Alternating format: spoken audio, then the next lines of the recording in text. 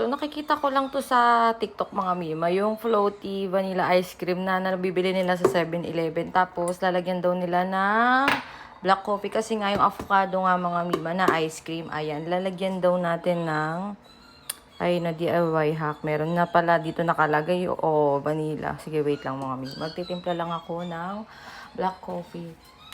So, gagamitin na lang natin black coffee is yung Dujuso black coffee powder. Ayan, let's try mga Mima Sur.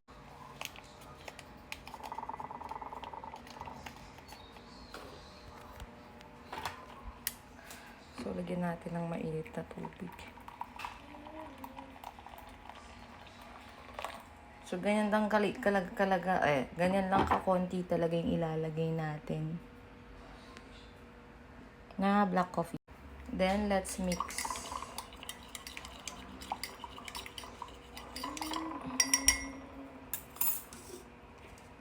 So, ayan yung loob niya. Oh, nakalasa na to.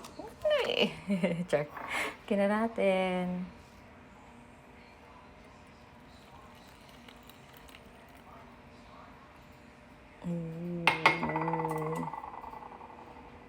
Parang magiging DIY coffee siya.